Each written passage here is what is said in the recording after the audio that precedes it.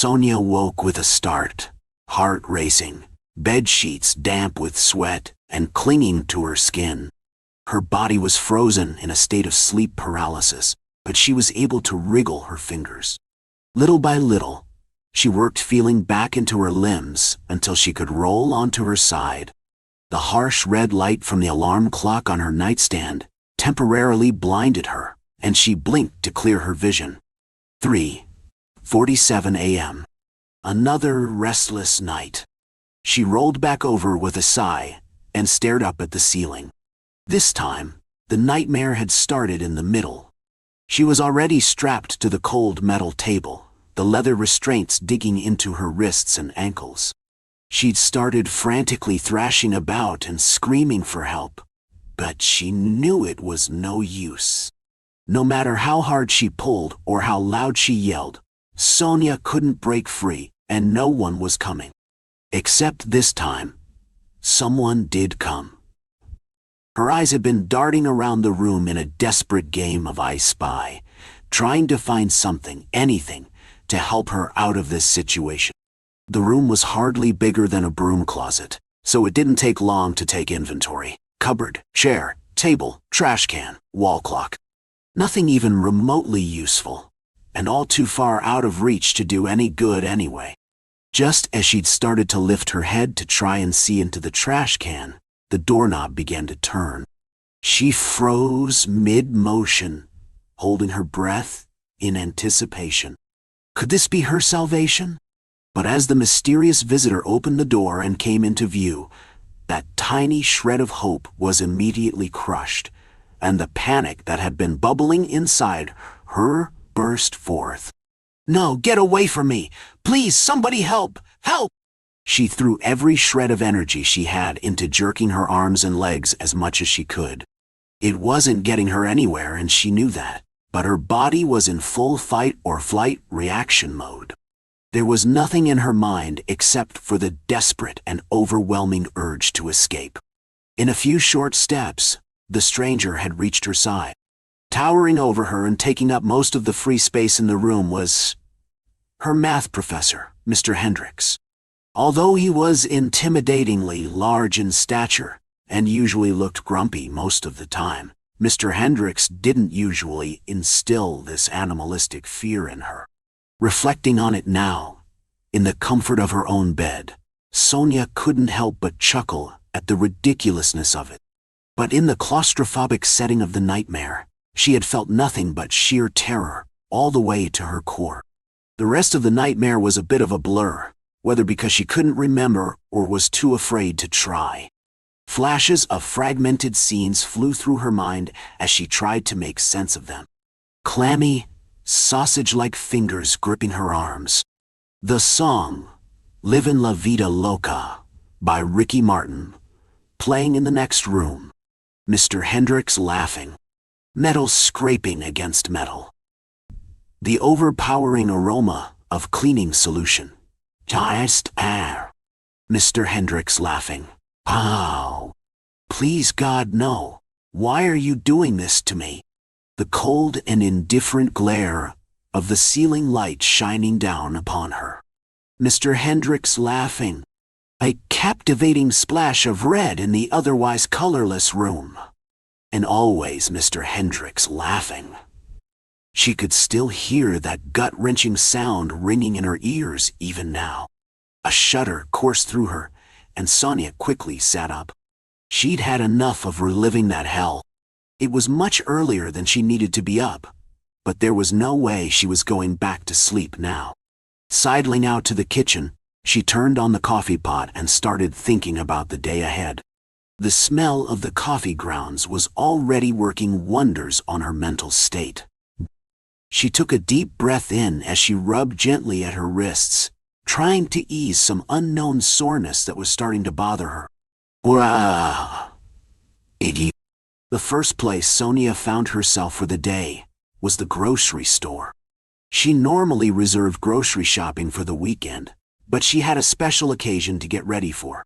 The strange thing was she couldn't seem to remember what it was. She just knew that something was supposed to happen, and she didn't want to be caught unprepared.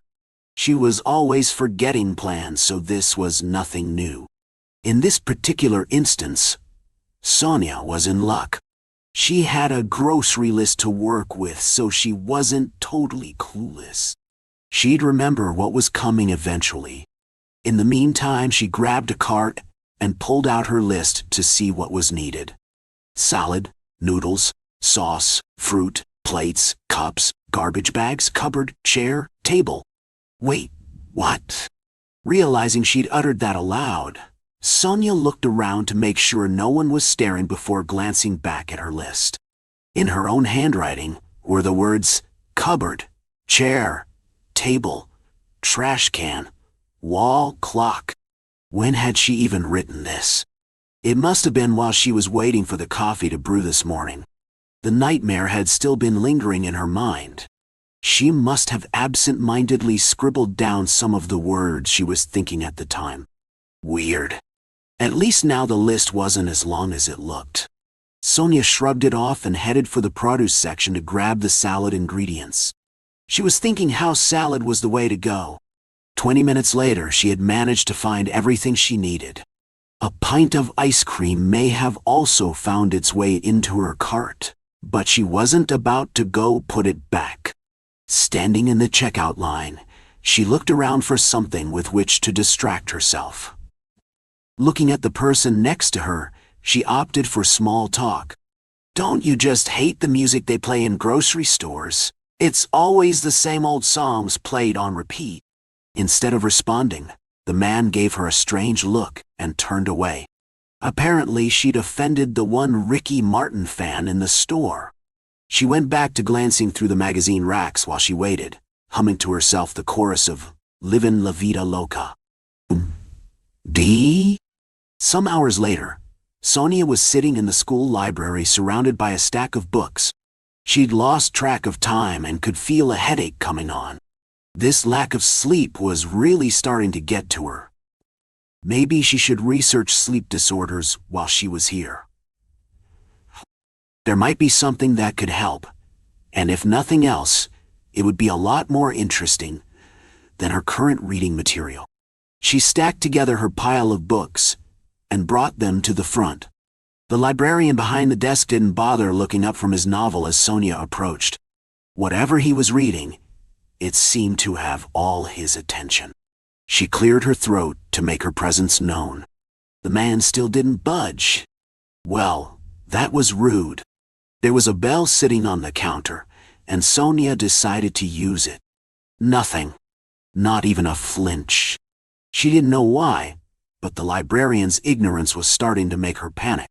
Why couldn't anyone hear her? Her breath started coming out in short bursts, and she could feel herself starting to hyperventilate. Please, I need help. Her plea had come out louder than she'd meant it to, and her cheeks flushed in embarrassment, but at least it had done the trick. In addition to stares from some of her fellow students, Sonia had managed to attract the librarian's menacing glare as he slowly pulled himself away from his book. There was something familiar about that look, about the way that it sucked you in, pulling you deeper and deeper and deeper into darkness, until you hardly knew who you were anymore. As she held his stare, she found herself drowning in a memory. Can I help you with something? Sonia blinked and the haunting look on his face was gone. Now he just looked bored. Yes, I'm sorry. I'm looking for books on sleep disorders.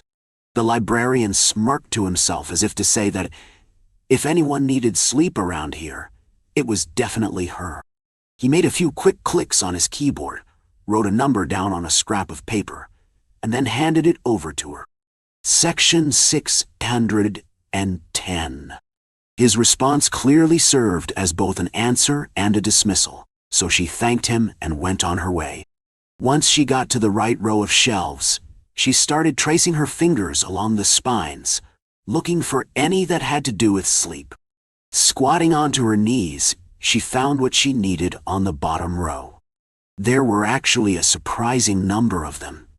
Books on sleep studies, insomnia, interpretation of dreams, even the history of sleep. She read through the titles to see if any looked useful. Sleep no more. What are your dreams telling you? Is this real life? How sleep studies work? It's only a dream. Open your eyes. Wake up, Sonia. Wake up, Sonia. She jerked her fingers back from the last title, as if it had bit her. There was no way she had read that right. Either that or someone was messing with her. But no one could have known she would be looking at these particular books. Hesitantly, she reached out her hand and pulled the title from the shelf, afraid to confirm what she'd just seen. Blazed across the cover in bright green letters were the words, "Wake up sooner!" What a relief. As she placed the book back on the shelf, her phone buzzed. It was Jackie wondering where she was. Looks like her search would have to wait for another time. Meanwhile, the pain in her wrist seemed to be growing. Maybe she was getting carpal tunnel. She added that to her list of things to research later. Earth to Sonia, hello? The sound of her friend's voice brought Sonia back to the present moment where they were sitting in the university cafeteria, grabbing a bite to eat. Sorry, I must have spaced out for a minute. What were you saying? Jackie just rolled her eyes and kept going. I was asking about the English exam. How do you think you did? Oh, I'm pretty sure I passed. I did the assigned reading, so it wasn't a big deal. Actually, Sonia had already forgotten which book the test had been on, but she didn't want Jackie to give her another strange look. She really was spacing out today. Well, that makes one of us. That's because you were binge-watching The Bachelorette instead of studying. Yeah. You can remind me of that before the next exam. Sonia silently made a mental note to do just that. So, Jackie began again. With that one word, she knew her friend had something on her mind that she'd been wanting to bring up. Have you still been having those nightmares? Leave it to Jackie to spend no more than an hour with her and know exactly what was going on. She couldn't hide anything from her. That's what made them best friends. Sonia sighed. Is it that obvious? Well, you haven't heard half of what I've said, and you've been nervously picking at your fingernails this whole time. Plus, you've spent the last 10 minutes trying to drink through your straw with the wrapper still on. So you're either majorly sleep-deprived or on some kind of drug that you're not sharing with me. Sonia looked down at her cup and realized Jackie was right. No wonder she was so thirsty. I just wish I knew how to make them stop. I can't even remember how they started in the first place. She rubbed at her neck in frustration as she said this and let her head hang low. It was maddening. Well, maybe that's your problem. What do you mean? Sonia glanced back up at her friend.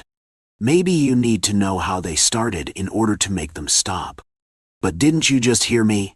I can't remember. Trust me, I've tried. Exactly. Sonia gave Jackie a deadpan stare. Now they were just talking in circles. This was definitely not helping. Putting her hands up in a defensive gesture, Jackie said, "Just hear me out. Haven't you ever woken up from a dream that you wanted to remember? But the more you try to remember it, the more you forget it. You're just trying too hard." Okay, that part made sense. So what should I do instead? Just stop. Stop trying to remember so hard and let it come to you when your mind is ready. All right then, Yoda. You may have solved part of my problem, but until my mind is ready, what do I do the next time I have a nightmare? That's the easy part. Jackie showed off a devilish grin as she said this, and leaned in close, looking Sonia square in the eyes. Sonia leaned in as well, eager to hear what Jackie was going to say.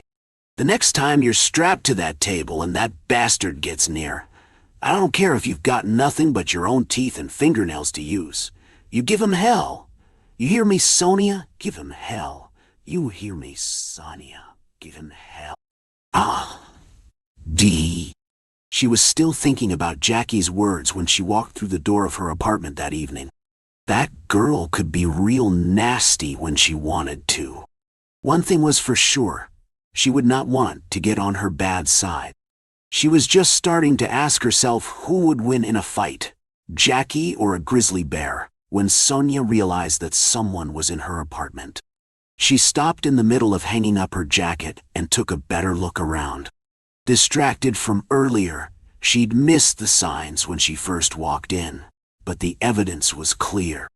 Unknown jacket hanging on the peg, extra pair of shoes by the door, light left on in the bedroom. And was that the radio playing? What kind of burglar played music when breaking into someone's home? Just as she was starting to question her sanity for the millionth time today, her mystery guest walked out of the kitchen. "Mom!" She ran up and gave her the biggest hug she could manage. It had only been a week since she'd last seen her, but for some reason it felt important to hold on to her as long as she could. "You didn't forget I was coming, did you?" Silence. "Well," she replied knowingly, untangling herself from her daughter's tight embrace, "luckily, you didn't forget the groceries for tonight." She gave Sonia a forgiving grin as she walked back into the kitchen. That was the big event she had been trying to remember. Her mother's retirement dinner. Her brother was supposed to join them after hockey practice, and they were going to toast to her successful 35-year reign in the nursing field. It really was quite the accomplishment. She couldn't help grinning with pride as she turned to walk toward the source of the mouth-watering scent coming from the next room. Scra ape.doal. She stopped moving. That sound. She knew that sound. How did she know that sound? Where was it coming from? It sounded like it was all around her. Every surface seemed to echo that sound, the echoes bouncing off one another, until they converged into one razor-thin blade of noise pointed right at her heart. That's when her mother walked out of the kitchen. She'd come back out to see why Sonia hadn't come to help. She was holding a knife in one hand and a sharpening rod in the other, and her apron was already covered in big red spaghetti stains. Only it wasn't her mother. And those weren't spaghetti stains.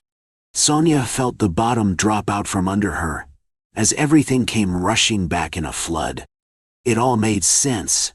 How she'd been feeling all day, skipping around from one scene to the next, unable to remember how she'd gotten there, why she kept seeing things that didn't make sense, even the time on her broken watch. That night, this night, she was supposed to come home for her mother's dinner, but she'd left her notes at school. She'd turned around to go get them, was in the parking garage, and Mr. Hendricks, No. This is real. It's not a dream. She was waving her arms in front of her, as if trying to physically ward off the memories, when she noticed large red blister marks on both her wrists that weren't there before. And down on her shirt, a bloodstain was starting to form. Cupboard, chair, table, trash can, wall clock. The volume on the radio got louder and louder as Ricky Martin rocked out about going insane. Sonia screamed, shutting her eyes and blocking her ears with her palms, doing her best to shut everything out. "I'm awake! I'm awake!" All at once, she felt someone firmly grasp her shoulder, and something cold splashed her face. The world smelled like bleach. She sputtered and opened her eyes. Cold metal table. Leather restraints. Clock stuck at 3:47. And there above her, boring into her with his dark, soulless eyes, Mr. Hendricks. And that god-awful laugh. Suddenly, it wasn't fear that she felt, but white-hot burning rage. Tugging against her restraints, she realized that her right wrist was loose. She must have been pulling at it even in her sleep. It may have just been a dream, but Jackie's words still rang true, and they floated up to find her now. Teeth? Check. Nails? Check. Now it was time to give him hell. Gene Waters, the sweaty postman with beady eyes that were too close together, grinned at her like a shark. Lindsay Adams' stomach dropped. Oh no, not again. Couldn't she ever go out running in peace? Why did her early morning efforts have to draw such attention? Lindsay wanted to get back in shape after years of working at the bakery, which had led to a bit of weight gain. Her boyfriend, now her ex, she had to remind herself, had called her fat and ended the relationship. He threw 2.5 years away because of a few pounds. And to think she'd ignored his increasing smoking and drinking habits. She'd also disregarded his slobbishness, picking up after him and cleaning up his messes. She had told herself that this was what long-term love was like. And then he ended it with her because her body changed? A teensy bit from when they first met? Well, to hell with him. But Lindsay would make sure that the next time Floyd saw her, his jaw would drop, and he'd regret every mean word. Floyd was a loser. It had taken a while to see that, but the post-separation clarity had put the facts into focus. But at least he hadn't been a creep, unlike that damn postman. Floyd had broken her heart, but Gene Waters made her feel like ants crawled over every inch of her skin. That primordial section of the lizard brain at the back of her head prickled, sending a red alert. She grimaced through her teeth, the smile not touching her eyes, and kept running. She prepared herself for whatever slimy words would flicker out of his mouth. "Good morning, sweetheart," he said with a predatory grin. "Why don't you slow down a moment so I can get a good look at you? Give me a slow-mo Baywatch. Run, why don't you?" All the moisture disappeared from her mouth, like rain soaking into the desert's hardpan. Bile stung the back of her throat, and her heart rate, which she'd focused on controlling, began to slip away from her. Lindsay hated situations like this. If you responded kindly, they took it as a success and repeated the behavior. If you responded with abuse, they took it as a challenge and repeated the behavior. No, you had to walk a fine line. A partial acknowledgement but no actual response tended to do the trick. But why did she have to weigh such options when she only wanted to go for a morning run through the park before work? She ignored the rest of what Gene said, tuning it out until it was no more than a refrigerator's hum. Lindsay ran on, huffing and puffing and trying to regulate the irregular gallop of her heart. She jogged past a row of hedges and trees, and the creepy postman disappeared behind the greenery. One of the park benches came up on the side of the path, surrounded by shrubbery. Lindsay needed a moment to rest and recoup, a stop necessitated after the encounter with Gene. He always raised her hackles, and she hated it. She hated him, but also, and somehow she knew she shouldn't. She hated herself for letting him get to her. She didn't know if he knew or cared about the effect he had on her. But Lindsay felt a particular shame for not being able to let his words run off her. Raindrops on an umbrella. She'd heard that running was good for stress and sleep. You released endorphins. And she did get that. But Gene's presence, always there, every day, robbed her of some of those feel-good hormones. She resented him for that. She was a light spot of morning entertainment, a good laugh to him. But for her, it ruined her whole morning and affected her throughout the day. Lindsay sat on the bench adorned with a plaque that had faded with the weather. The morning sun rose on the horizon, staining a pretty red-pink sky. A cool breeze sighed through the trees, kissing her skin and drying the sweat away. Somewhere nearby, birds chirped, and the undergrowth rustled. She sighed. The world was quite lovely and peaceful when the Genes weren't around. Lindsay closed her eyes and raised her face to the sun's warm embrace.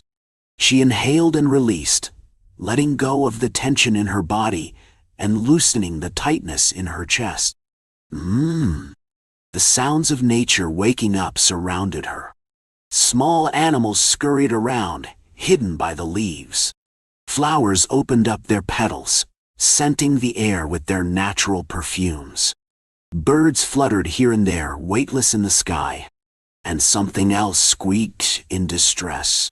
Lindsay frowned. Yes, that sounded like some small animal needed help. And judging by the sound, it was nearby too. Had some tomcat gotten a hold of a baby bird? Was it torturing it for its pleasure? Well, Lindsay knew how it felt to be on the receiving end of such nasty treatment. She would end the horror show and rescue whatever tiny animal was in peril, the same way she wished she could save herself, or that someone else could step in and save her. But no, nobody was around. It was first thing in the morning.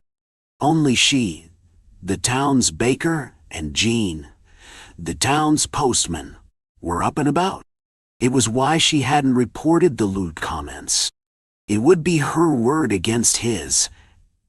And if Jean got no punishment, her life would become hell in this small town. So her situation was hopeless, but she could damn well be the change she wanted to see in the world. Lindsay opened her eyes and got up from the bench, glancing around. She shielded her vision from the bright morning rays with a cupped hand. She set off, searching for those heart-squeezing, desperate squeaks. The cries for help came from under a thorn bush. Beneath the weaving plant tendrils, hidden, crisscrossing shadows gathered like ink. Something small stirred under there, its coal-black eyes glinting out of the gloom. Her heart issued a thud. She first thought it was a kitten, separated from its mother and littermates. But when Lindsay got down on all fours, how Jean would have said something about that if he were here? She saw it was a bat. "Oh, you poor thing," she crooned. "You must be terrified. Here, let's get you out of those thorns. No reason to be afraid of me. It's okay," she said with a smile. "I'm a friend, see?" The bat retreated away from her, eyes large and soulful. It trembled, propped up on its delicate, membranous wings. Two tiny fangs protruded over its lower lip. Cute little ears twitched on top of its head, responding to the cadence of her voice. Lindsay reached into the tangled nest of thorns for the animal. The bat issued a panicked squeak and fluttered, trying to push itself further into the bushes. She pulled her hands free too fast and nicked her skin on one of the thorns, causing blood to bead up. It was a good thing, though. Reaching in to grab the animal with her bare hands had been a stupid impulse. Lindsay took off her running jumper. It was always chilly, first thing, and wrapped it around her hands. Some of her blood stained the material, but that didn't matter. She'd have to throw it away anyway. This time the bat didn't try to flee when she approached. Instead, it remained still, blinking at her. Then, it darted its head out and sniffed her jumper. A tiny pink tongue shot out of the bat's mouth, licking a blood spot. Lindsay giggled from the tickle. But the laughter soon died when she saw something that concerned her. When the animal had reached forward to taste her blood, a shaft of light had fallen across one of its wings. That section of the wing now smoked, issuing tiny black clouds. The bat shrieked. Anger flared up behind her eyes. Had some savage doused this poor, defenseless animal with chemical spray? What kind of monster would do such a thing? But then Lindsay already had the answer, didn't she? The sort of person who would use some pesticide on a bat would be the same person who grew up to be Jean Waters. Poor thing. She had to help it. With one quick motion, she reached out and grabbed the bat. The animal squealed, flapped, and flailed, but it was too weak to put up any real fight. Lindsay pulled it from its snare, wrapping it up in her makeshift blanket. With her arms covered, she snapped through the branches, which ripped holes in the cloth. Lindsay tucked it close to her body and crouched by the bush. She waited to see if the creature would put up any more of a struggle and hurt itself. But now that she'd wrapped it up and kept it hidden in the dark of her jumper, the bat ceased panicking. Lindsay had once read that covering horses' eyes kept them calm. Bats might be the same. Either way, she had the animal now and could nurse it back to health. It didn't seem too hurt, only weakened. Lindsay reckoned it could make a full recovery with some luck. The fact that it appeared hungry when it smelled her blood was a good sign. With her cross-species baby swaddled in her arms, she ran home. When she re-emerged from the park's tree line, Gene Waters had moved on with his delivery rounds. By the time she got home, Lindsay was sweating and was out of breath. Hey, at least she'd gotten her morning run-in today. She unwrapped it in her bathroom, ready to bathe it clean of whatever pesticides covered it. But when exposed to the light, the tiny mammal started squealing and writhing. The smoke increased tenfold, coming off its body in black plumes. Spluttering, Lindsay trapped him inside the box of her recently purchased running shoes. She waved the smoke away and opened the bathroom window. When Lindsay returned, the bat, now dubbed Bat Damon, had curled up, suckling on her jumper. She watched him for a moment, the lid opening a crack. The bat cringed from the light and stared at her with caution and something akin to affection. It was still skittish, but its trembling had ceased now that Lindsay left it to the inner gloom of the shoebox. A frown furrowed her brow. It seemed like a chemical substance had penetrated its fur for a while. But, looking at Mr. Damon now, he looked fine. Content, even.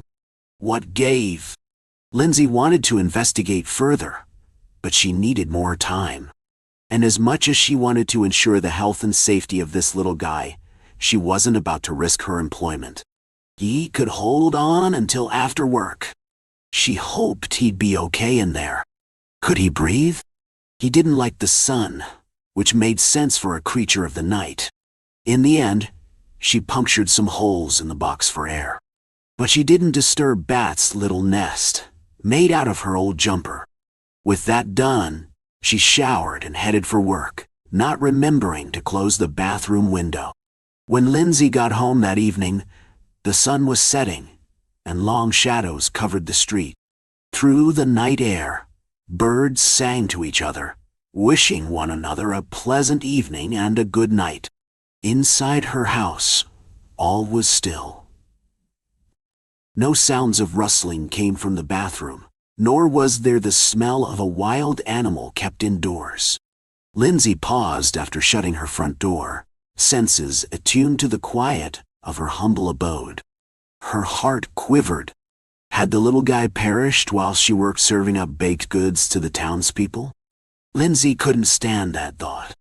If Bat Damon was dead in there, she didn't think she'd be able to deal with his tiny, lifeless body. Oh, how Gene Waters would love it. The poor little lady needs a strong man to come along and help her deal with the nastier sides of life. Well, how's that for your equality, darling? No, screw that. She dropped her bags at the door and marched to the bathroom without bothering to remove her shoes. The shoebox lay open on its side, her ruined jumper spilling out of its open mouth. There were many little bite marks on the cloth, where there had been blood stains. The bathroom window was wide open. With her heart in her throat, Lindsay checked every nook and cranny in her bathroom, but gave up after half an hour. She had to face facts. Bat Damon was gone. Disappointment stung her mouth, but she told herself she was being foolish. She'd rescued Mr. Damon, saved him from whatever had ailed him. Wasn't it a pesticide? And given him a fighting chance. And now as daylight faded, the little fellow had woken up, rested, and flown out the window. She'd done a good thing and ought to be proud. Others might have shrugged and said, "Ain't nature a bitch?" And let's be realistic now, she couldn't have kept him as a pet. He was a wild animal who didn't belong indoors. Besides, he might not be clean. She ought to consider herself lucky that she hadn't contracted rabies from him or something. With a heavy heart, she brushed her teeth and prepared for bed. A rat-tat-tat against her door echoed throughout the home. Lindsay froze. Who could be knocking on her front door at such an hour? She cringed when she checked the time. 9:13. Oh, how wild her single life was. Lindsay crept towards her front door and peered through the frosted glass. But she could make nothing out, except the streetlight against the night sky. She stood tall and threw open the door. Nobody was there. Only a box with an envelope was on her doorstep. The words, "Nice human lady," were written in a beautiful, ornate script on the envelope. And the box wasn't a box at all. It was a gorgeous mahogany trunk. She crouched down, reached for the envelope, and stopped, the blood in her veins running cold. Someone was standing in the shadows of the tree line, watching her. Her breath caught in her throat, but she recognized it as not Jean Waters. Upon detection, the silhouette melted into the rest of the gloaming. A few seconds later, the fluttering of leather wings flapped into the night. She blinked, not quite believing. Then she did what her parents would have groaned at. She picked up the trunk and took it inside. The letter read, "To the lovely human lady who rescued me from certain death at the hands of the sun's rays. Thank you from the bottom of my, as of yet unstaked heart. Your kindness saved me, and your generosity fed me when I was weak. Few would rescue a bat, and fewer would donate their blood to a twilight stalker like me. I know you brought me into your home, but don't worry, I won't take that as an invitation. Besides, I don't eat my friends. We are friends now, yes? I hope so. It's been a while since I've been friends with a human, and I was trying my hardest to think of a way to express my gratitude. I tried to remember what young human females liked and rummaged around. I located something that may fit you. I discovered another thing that you might find pretty. And I saw a final thing that you don't like. I hope you enjoy them all. If you want to meet up to hang out or for a bite to eat, I'm joking, haha. Meet me where you found me tonight at midnight. I do get rather lonely. Do you ever feel the same way? I would love to make a friend. But if that's not your sort of thing, then no fret. You've shown me more kindness than I've seen in 113 years. And for that, I'll be forever. Another joke. Ha ha! I've forgotten how fun those are. Grateful. Thank you again. Kind regards. Damien Orphy."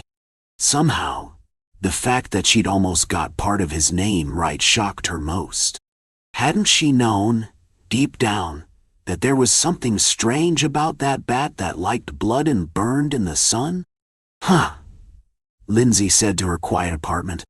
Inside the box, she pulled out an ancient dress from the 1800s, still beautiful. That was her size. But she wasn't sure she could, in good conscience, wear it.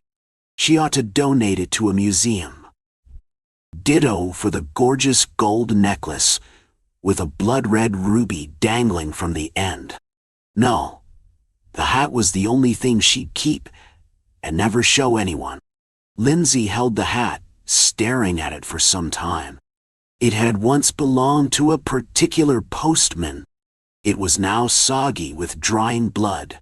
She wouldn't have to worry about harassment during her morning runs anymore. So, there were some good men out there. Lindsay wondered if they had to be undead to reach a certain level of humanity. She looked at the clock once more. She had a few hours to go until midnight. A room of chilled recycled air, soft buzzing electricity, chemical sanitation. Da-wei. Windowless. Harsh white lights. 3 gather around the simulacrum screen. Below, A brain is submerged in translucent amber fluid. A wire runs from the brain to the screen. A tube runs from the brain to a pouch like an IV drip. The brain has been stained so that its purple vein highways contrast with the dull gray flesh. On another screen, neural lightning bolts flash and fade. Progress, Ambrose? We tried love this morning. I told you to try fear. It's too soon. I don't want to break him. It's a brain, not your pet rock. When did you last check in? Had we set up the screen yet? Not yet. What does it do? No. Right. Well, injecting it with emotions by themselves was ineffective. A feeling without context is immeasurable. We can inject it with any cocktail of dopamine, endorphins, and serotonin. But what use is it without attachment? Right? I'm following. So, I started by feeding it images. Ambrose. Right? I started with I thought it would be funny to start with a giraffe. So, I repeated the experiment. I stimulated the limbic system, injected the same neurotransmitters, and waited to see what happened. That's what this screen is for. Precisely. Actually, I have the recording. Ambrose fiddles with a television remote. A blue square outline moves from thumbnail to thumbnail. Ambrose clicks the middle button. Upon the screen, brown and beige patches churn and morph into abstract shapes. Eyes appear and turn into purple tongues. The scene is a vine-laden jungle of giraffe. You see, it's never seen before. It didn't know what to make of it. I tried love, fondness, sadness. I just got that. Ambrose catches the stern stare of his superior. The suited man has a sullen, thin face. Ambrose, I can tell you're having a lot of fun here, he says with a sigh. But we have deadlines. This isn't a playground. I said to try fear, but you haven't. We don't need love. That's a gimmick. Sure, it gets our name out. Fun for the consumer. Good for par. But it's not viable in the long term. The average person isn't our target customer. We want to sell to the military, the government, hospitals, and businesses. This is a race to a new economy. We're not in the attention economy. Ambrose fiddles with his lab coat, inadvertently backing away. Yes, I'm aware. But it's so remarkable. An artificial brain? Why aren't you selling that? Are you being silly? We all have brains. Who needs more? No, listen to me. What creates behavior? Logic, Dotwall. Emotions.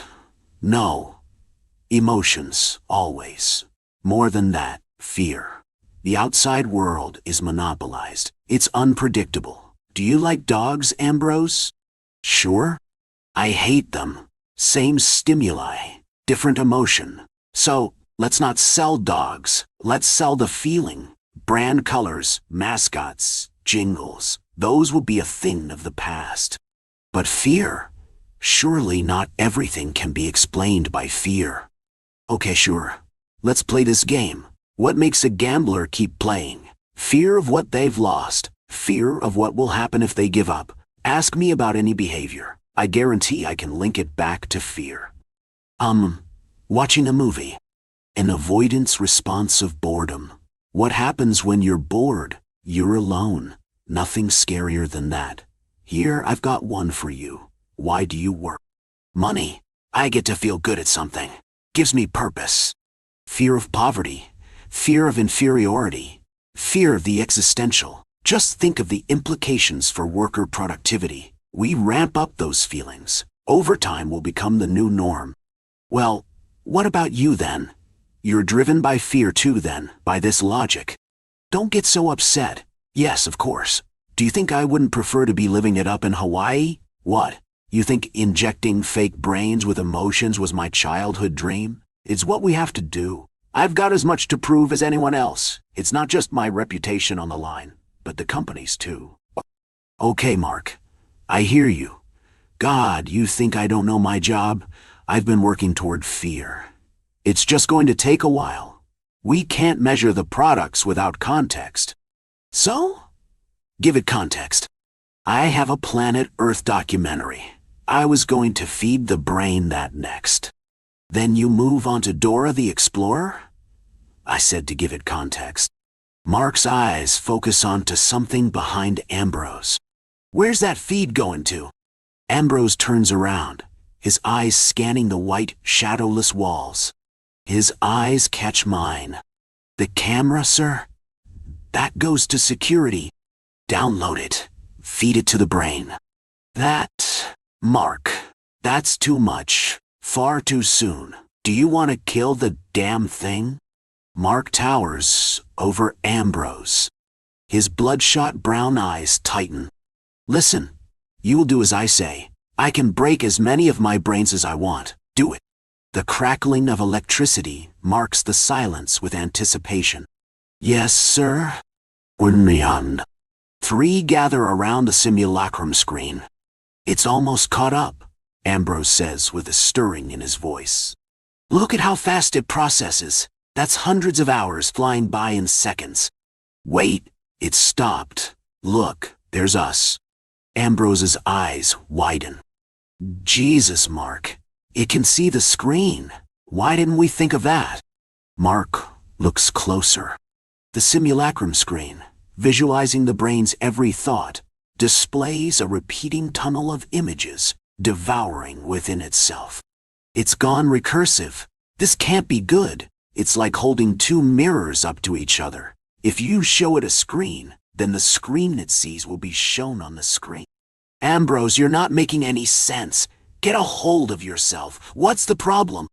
No computer can calculate infinity. What chance does a brain have?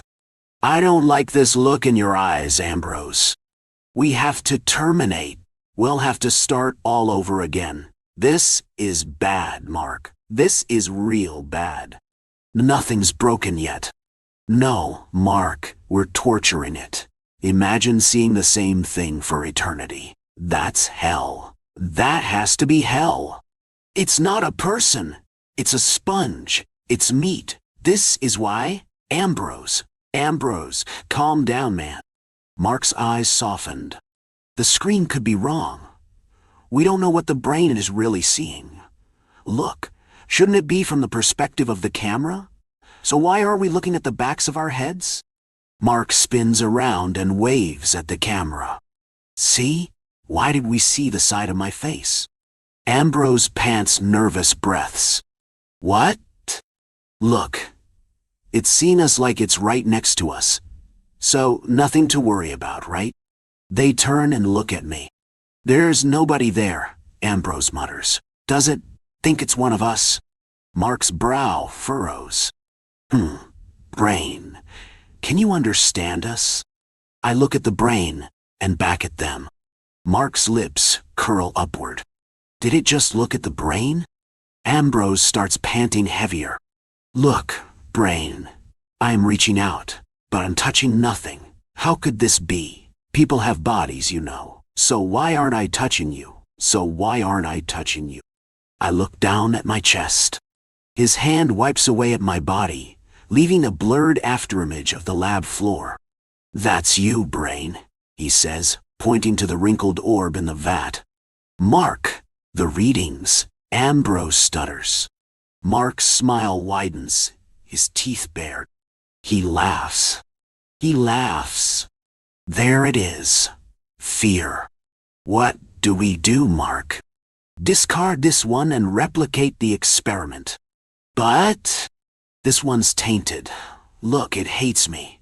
We need clean fear. Next time, make it see itself right away. No need for us to be in it. He looks at me. Are you going to hurt me? How? Do you have a knife? I put my hand in my pocket and retrieve a knife. Mark cackles. Look, Ambrose. It's never seen a knife before. Giraffes. I see the humor now. What a way to live. knowing nothing but fear and filling in the blanks with giraffes. Suddenly, upon finally waking to my surroundings, I was a serial murderer. I could only tell this by two things, of course. It's not detrimentally obvious at first. It took a few moments, a few breaths, a few blinks, and then I noticed the incessant dripping sound. Vexing me, drowning me, calling me. The space I'm in, wherever it was dim and cramped and horrible.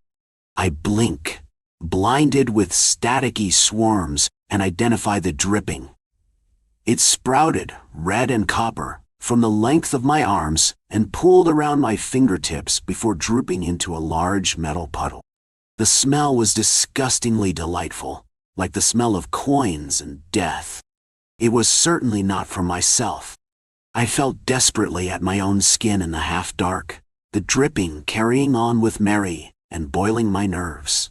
There were no incisions, slashes, gouges, lacerations, bites. No amputations of any kind, no oozing blisters, nothing I could find or feel. I felt wonderful, in fact, and that itself was a horrifying discovery. The second piece of evidence that condemned me was the location and mangled body at my feet. While this should have been the first, I supposed, it was not nearly as damning as the dripping was, which still persisted. I wiped excess blood away, flung it ladenly off my arms, and still it stayed in a steady tune. I turned my attention to the body, to the room. The box room was tight and suffocating as it was, and there was only a door on one wall, a tiny nightstand, and a ratty bed. There were no windows, which was a relief. I was certainly looking unattractive, covered in blood, I thought. The corpse, if it can even be called that, was torn open, and gore spattered over the floor and walls and me. It was unidentifiable. Certain parts, such as the index, middle, and ring fingers, were missing. So was the left ankle and foot, and most of the facial structure. The stomach was cut open, and the organs seemed unnatural in their places, almost as if they'd been stirred about in the skeletal cavity. Veins, mostly major arteries, had been stripped delicately from the flesh and laid out in a fragile pattern around my feet. It looked like a cluster of branches dripping blood as rain, and then splayed around the body like murderous wings. The hair was also gone, the skin sliced loose, and the limbs looked posed into that of a final prayer. There were no clothes, but still the heap of flesh seemed to be wearing them. I couldn't comprehend it. With great caution, I inched over to the nightstand and fumbled with the lamp switch to be further enlightened. The sight, now bathed in sickly yellow light, was even more ghastly than I had previously seen. Blood seemed to seep forever into the floorboards, and the dripping still did not cease, in fact.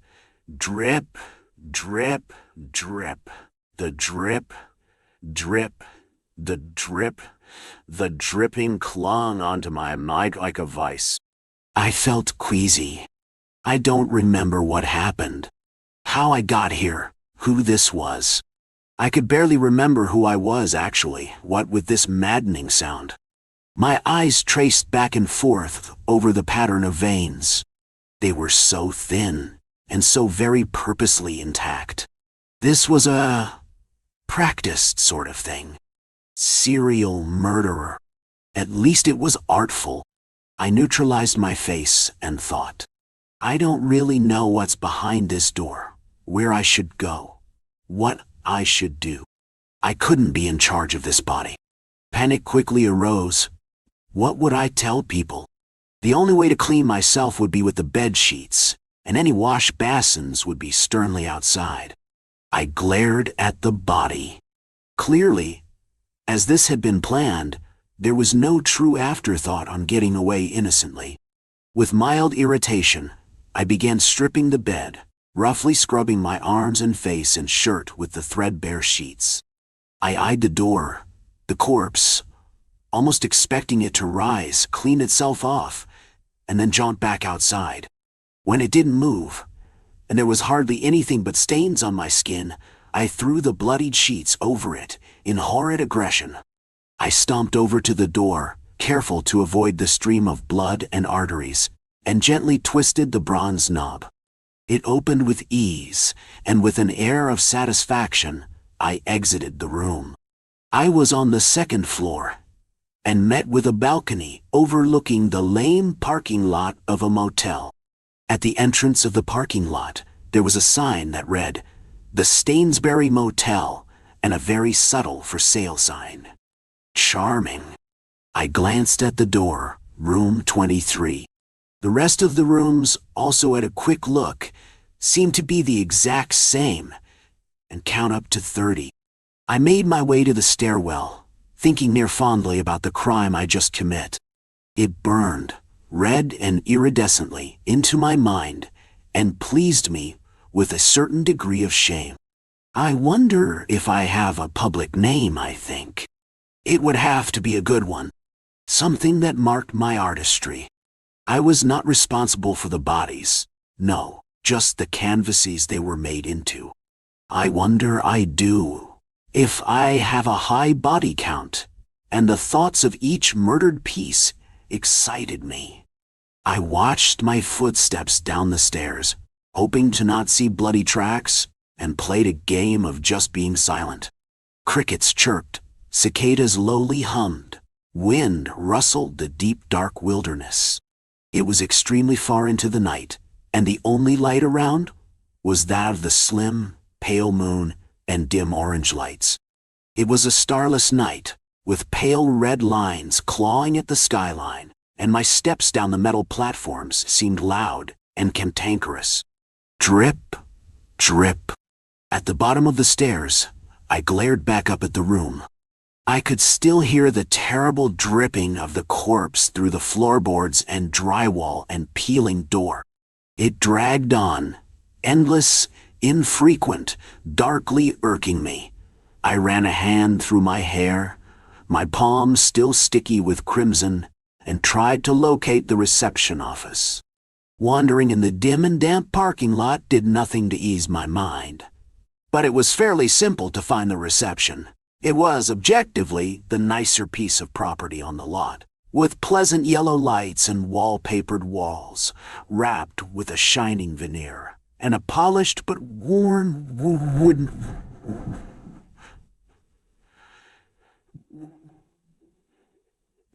Upon entering, there was a mellowly colored rug in the middle of the room, a few old lounge couches, a payphone, and the aroma of deep caramel and forest rain.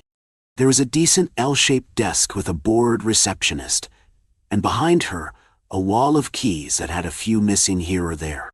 I approached her, and she looked up with a gleam in her eyes. "Hello, welcome to the Stainsbury Motel," she greeted, nearly dry, but her interest, fleeting as it was piqued at a middle-of-the-night customer. I wondered how visible the bloodstains were. "Hi," I said lamely. "Where am I?" She gave me a look, incredulous, and started to say something, but drip, drip, drip, drip, the dripping, horrible and squeamish, started again, and irritation fizzed like carbonation down my spine. It burst bright and wonderful through my skull, locked my fingers and toes into a stiffness, clamped down into my bones with its teeth. The dripping was awful. The receptionist mouthed words at me, and for a moment I allowed myself to imagine her as a canvas, too, cut open and bloodied. Another drip prowled in my ear, and I felt more than sated and nauseous. "I just killed a man," I confessed to her, abandoning my prior question. "I've made him so beautiful, and he haunts me now. How is that fair?" A distinct terror fell upon her. "Completely fair. How many have you killed?" I ran my tongue along my teeth in consideration. "I don't know. It must be a lot, though. I've clearly had practice. You should come and see. It truly is beautiful." "You're a monster, a serial killer," she cried, and she started to reach for the phone on her desk. I grabbed her hand and tugged it away, hysterical. "A serial murderer," I corrected. "Don't call anyone. They'll ruin it, I'm sure. I thought you might appreciate it, find it wonderful, find it inexorably gorgeous and intriguing. And wouldn't you? Don't call some." She paused, looked me over. With caution, she pulled her hand away and scratched vehemently at her throat. I thought now that she would come with me, that I've convinced her to look at the painting I've laid to completion upstairs. A part of her looked interested. A part of her looked horrified. I sympathized with her contrasted convictions. There was a silence that screeched between us. The stutter and dripping was certain to resume soon, and I found myself aching to have anything but it. I'd prefer screams even over the dripping. The receptionist's eyes met mine. I prepared myself for another vexing drip. And there it was. Drip, drip, drip, drip. Suddenly, with the fury of a wraith, the receptionist lunged across the desk and tackled me down onto the ground. Terror swirled with hues of resentment in her eyes, in her face.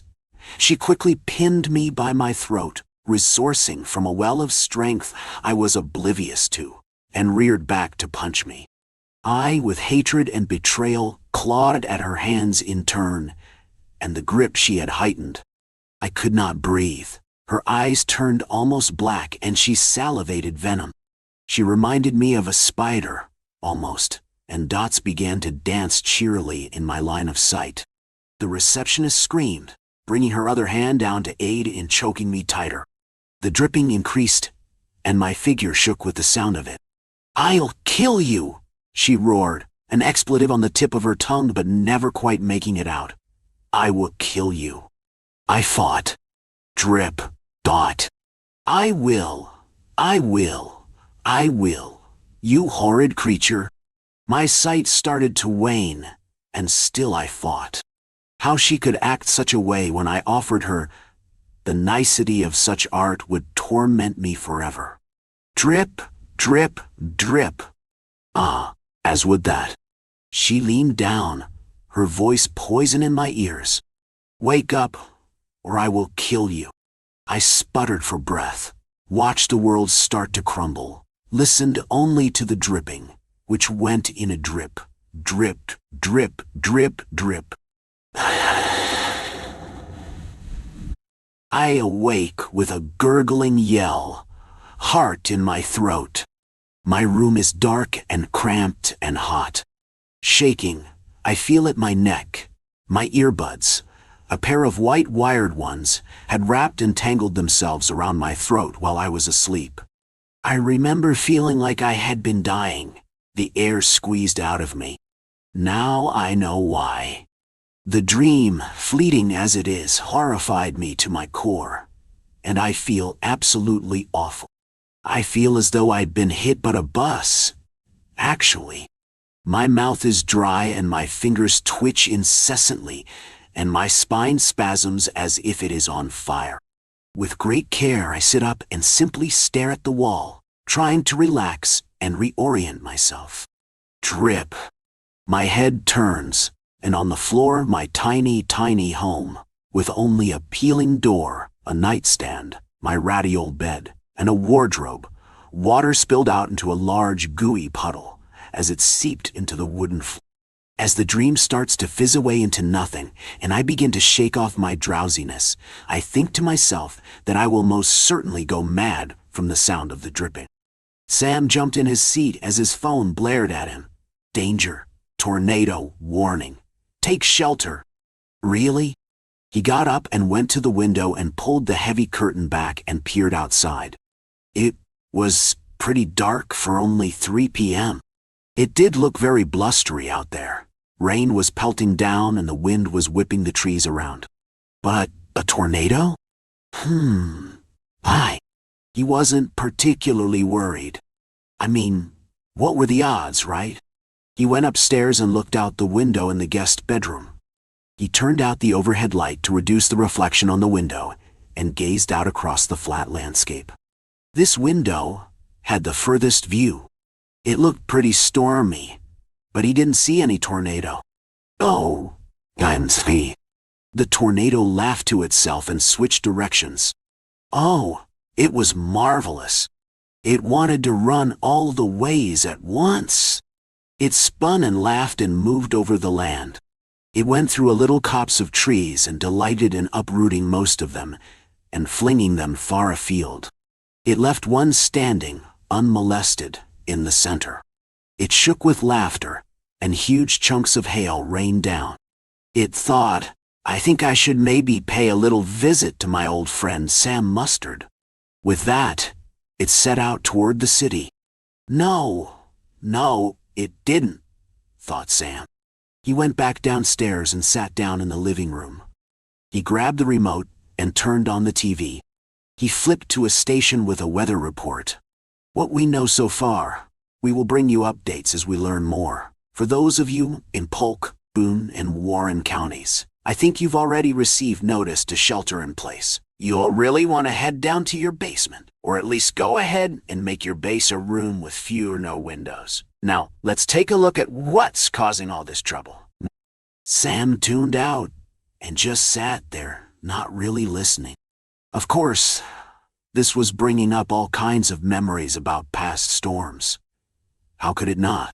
He'd spent countless hours in therapy, trying various ways to combat the idea that somehow, someway, a storm could be an entity. Why won't dare? He snapped the rubber band on his wrist. Oh, okay, I won't think about it. He thought about it. When Sam was 12, he lived in a much more rural area. His mom loved horses, and they had some land, and a barn, and paddock. The day started off like any day. It was beautiful and sunny, actually. He helped his mom with feeding and watering the horses. He messed around down by the creek. He played with his G.I. Joe guys, making them do various, ultra-dangerous underwater missions. Then the day started to look bruised. The sky grew darker and darker, and the wind picked up. His mom called him to come in, but he thought, there's no rush. The tornado raced toward the city. It could feel its friend Sam was there. It laughed and pulled up flowers and trees and even rocks. It lifted a car for fun and flung it up on top of a carport. You had 2 floors of parking, and you never realized it. You're welcome. It smashed windows and flung doors off their hinges. It picked up roofs and flung them as far as it could, like throwing an unwieldy square frisbee. It took a whole murmuration of starlings and wrote its secret name in the sky. Such fun! It went through the drive-thru at a burger joint, ripping out the entire ordering board as it contemplated what it might want for takeout. 500 chocolate shakes, please, it cried with the sound of thunder booming. Its laughter echoed away and bounced off the clouds. It left the drive-thru, then impetuously turned back and tore the roof off the place, lifted the shake machine out and threw it as far as it could. It opened the freezer and scattered frozen French fries over the ground in a complicated and beautiful pattern. Oh! It was getting late. He should really head over to Sam's. God damn it, Sam thought. He even snapped the rubber band again. Well, that was useless advice from his most recent therapist. Cognitive behavioral therapy, my ass. What did I crock? He snapped it again, just to be sure. Ow. Even if it was somehow true that a weather pattern could be a sentient being, why would it care about him? It didn't make sense on any level. He went to grab another beer and sat on the sofa. The weather guy was still blathering on. He glanced up at the window, seeing the familiar purple-blue sky. It was too much like all those years ago. His mother finally became frantic and headed down to collect Sam. He looked up from where he was sitting on his haunches, digging in the dirt. He was burying some of the guys who didn't make it from the earlier underwater missions. He saw his mom, her long red hair flying in the wind, stomping down through the yard. Her orange plaid shirt and red hair looked electric against the dark violet sky. He could see that she was yelling for him, but the wind whipped her words away and he smirked, thinking, "I didn't hear you." Now the tornado moved through the city streets. It bent several lampposts, but wasn't able to tear them out of their cozy concrete bases. It broke a few windows and felt better.